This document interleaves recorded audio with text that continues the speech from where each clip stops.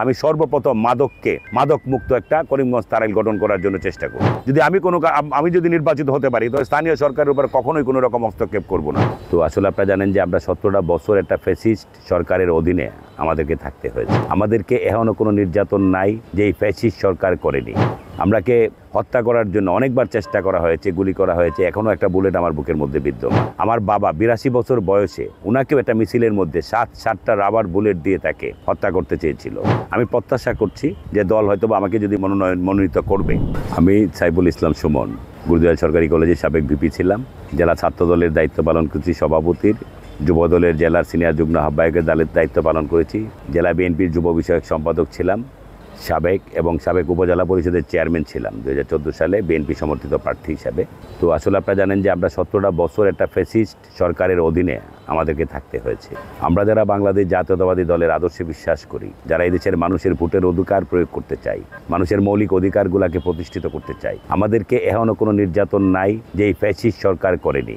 অসংখ্য মামলার আসামি হতে হয়েছে, বারবার জেলে যেতে হয়েছে, রিমান্ডে যেতে হয়েছে, নির্যাতনের শিকার হতে হয়েছে। এই সরকারের আমলে আমি না শুধু, আমার গোটা পরিবারের প্রত্যেকটা সদস্যকেই জেল খাটতে হয়েছে। আমরাকে হত্যা করার জন্য অনেকবার চেষ্টা করা হয়েছে, গুলি করা হয়েছে, এখনও একটা বুলেট আমার বুকের মধ্যে বিদ্যমান। আমার ভাইকে গুলি করা হয়েছে, আমার ভাইদেরকে আহত করা হয়েছে বারবার। আমার বাবা 82 বছর বয়সে উনাকেও একটা মিছিলের মধ্যে 7টা রাবার বুলেট দিয়ে তাকে হত্যা করতে চেয়েছিল। উনাকে 86 বছর বয়সে, আমার বাবা প্রয়াত প্রায় 1 বছর হচ্ছেন উনি আমাদের দিক ছেড়ে চলে গিয়েছেন।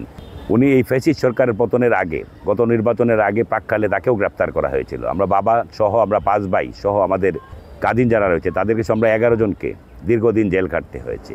আমরা আসলে এতটাই নির্যাতনের শিকার ছিলাম এই ফ্যাসিস্ট সরকারের আমলে যে 86 বছর বয়সে আমার বৃদ্ধ বাবা, যিনি এই কিশোরগঞ্জ মুক্তকারী কোম্পানি কমান্ডার, তাকেও তারা ছাড় দেয়নি। আমাদের কোনো দুঃখ নেই, আক্ষেপ নেই, কারণ আমাদের মাতা দেশনেত্রী বেগম খালেদা জিয়া, 3বারের প্রধানমন্ত্রী, স্বাধীনতার ঘোষকের স্ত্রী, বাংলাদেশের রাষ্ট্রপতি, শহীদ রাষ্ট্রপতি জিয়া রহমানের সহধর্মিণী, আমাদের নেত্রী, আমাদের মাকে যেভাবে তারা বিনা বিচারে ফরমাসি রায়ের মাধ্যমে তারা কারাগারে অন্তরীণ রেখে বিনা চিকিৎসায় পঙ্গুত্বের দিকে ঠেলে দিয়েছিল, আমাদের নেতা তারেক রহমানকে তারা নির্মমভাবে হত্যার যে পরিকল্পনা করেছিল, পঙ্গুত্বের দিকে ঠেলে দিয়েছিল।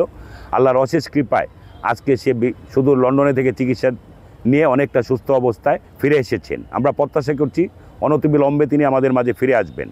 এবং আমরা দীর্ঘদিন যারা রাজপথে আন্দোলন সংগ্রাম করেছি, যারা জেল খেটেছি, নির্যাতনের শিকার হয়েছি, তৃণমূলের নেতাদের যাদের প্রতি আস্থা রয়েছে, বিশ্বাস রয়েছে, যারা তৃণমূলের নেতাকর্মীদের আস্থার প্রতীক, তাদেরকে আগামী নির্বাচনে মনোনয়ন দিবে বলে উনি ঘোষণা দিয়েছেন। সেই হিসাবে আমি প্রত্যাশা করি বিগত 17 বছর জনগণকে পাশে নিয়ে, নেতাকর্মীদেরকে সঙ্গে নিয়ে প্রতিটা আন্দোলন সংগ্রামে রাজপথে ছিলাম। সেই হিসেবে এদেশের মানুষের, করিমগঞ্জ তারাইলের মানুষের প্রত্যাশা যে আগামী নির্বাচনে আমাকে মনোনয়ন যদি দেয়, তারা আমাকে বিপুল ভোটে বিজয়ী করবে।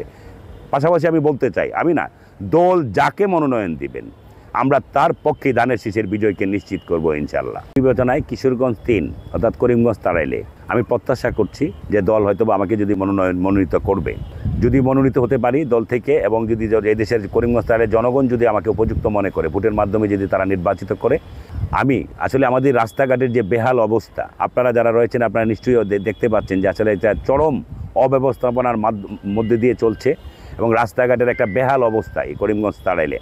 শিক্ষার পরিবেশ বলতে কিচ্ছু নেই, আর মাদকের একটা ভয়াবহ অবস্থা বিস্তার করেছে গোটা বাংলাদেশে, পাশাপাশি আমাদের এই করিমগঞ্জ তারাইলেও।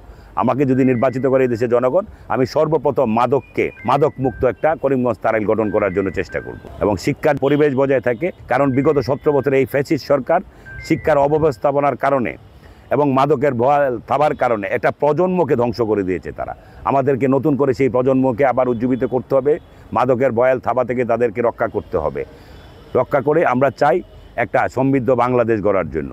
আর বিশেষ করে আমাদের যে 31 দফা আমাদের যে নেতা প্রণয়ন করেছেন, সেই 31 দফার মধ্যে একটা নতুন বাংলাদেশ বিনির্মাণের জন্য যা যা প্রয়োজনীয়, রাষ্ট্রের যে উপাদানগুলো প্রয়োজন, যা যা করণীয় এই রাষ্ট্রকে নতুন করে বিনির্মাণের জন্য, সবগুলো উপাদান কিন্তু সেই 31 দফাতে রয়েছে, 31 দফাতে রয়ে গেছে।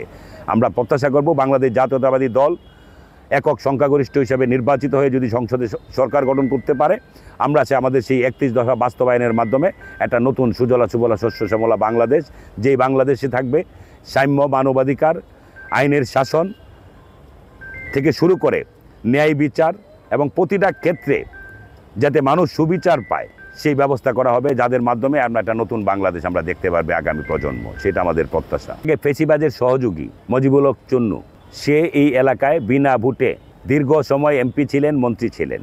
এখনও কোনো অপকর্ম নেই যা তিনি সংগঠিত করেননি। একটা লুটপাটের রাজত্ব কায়েম করেছিল তিনি। উন্নয়নের নামে বিভিন্ন প্রকল্প দিয়ে তারা সব হাতিয়ে নিয়ে যেতেন, উন্নয়নের নামে লুটপাট চালাতেন। এবং যার বিরুদ্ধে আমি যখন উপজেলা চেয়ারম্যান ছিলেন তখন তিনি মন্ত্রী ছিলেন, কর্মসংস্থান প্রতিমন্ত্রী। এইগুলাতে যখন আমি বাধা সৃষ্টি করতাম এবং আমাদের স্থানীয় সরকার থেকে যে বরাদ্দগুলো আসতো, সেই বরাদ্দগুলো যখন তারা লুটপাট করার চেষ্টা করতো, সেগুলো থেকে যখন আমি বাধা সৃষ্টি করতাম, অনুমোদন না দিতে চাইতাম, তখন কিন্তু আমার বিরুদ্ধে তিনি বিভিন্নভাবে মামলা দিয়ে চেয়ারম্যান থেকে অব্যাহতি প্রদান করেছিলেন। এবং দীর্ঘ আইনি লড়াই করে বারবার পাওয়ার পরেও কোর্টকে অবমাননা করে তারা আমাকে আমার চেয়ার থেকে সরিয়ে দেওয়ার চেষ্টা করেছিলেন। সর্বশেষ আমি আইনের মাধ্যমে আমি আমার সেই চেয়ারম্যান পদ ফেরত পেয়েছিলাম। এবং ওনার এই লুটপাট, এখনও কোনো ইউনিয়ন নাই, গ্রাম নাই, গঞ্জ নাই, যেখানে যতগুলা প্রকল্প বাস্তবায়িত সবগুলাতে ওনার নিজের লোকদেরকে দিয়ে এই প্রকল্পগুলো উনি বাস্তবায়ন করতেন। এবং বাস্তবায়ন তো হতে যদি 10% কাজ করতেন, 90%ই তারা লুটপাট করে খেয়ে নিতেন। এই ছিল করিমগঞ্জ তারাইলের চিত্র দীর্ঘ 17 বছর।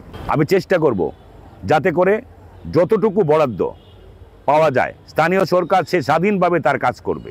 স্থানীয় সরকারের উপর কোনো রকম হস্তক্ষেপ, যদি আমি যদি নির্বাচিত হতে পারি, তো স্থানীয় সরকারের উপর কখনোই কোনো রকম হস্তক্ষেপ করব না। তাদেরকে স্বাধীনভাবে তাদের কর্মকাণ্ড পরিচালনা করার জন্য সুযোগ দেওয়া হবে। এবং রাষ্ট্রীয় যে দায়িত্বগুলো থাকবে এগুলো সঠিকভাবে পালন করব আমরা। আমি আগেও বলেছি যে আসলে 31 দফার মধ্যেই কিন্তু সকল কর্মকাণ্ড কিভাবে রাষ্ট্র পরিচালিত হবে, কোন সেক্টর কিভাবে চলবে, কিভাবে সংস্কার করবে, সকল কিছু নিহিত রয়েছে।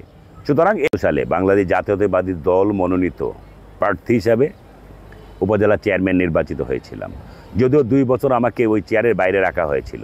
আমি 3 বছর কাজ করার সুযোগ পেয়েছিলাম, তাও সীমিত আকারে। সব জায়গায় দেখা গেছে প্রশাসন এবং স্থানীয় সংসদ সদস্যের হস্তক্ষেপের কারণে স্বাধীনভাবে কাজ করতে পারি নাই।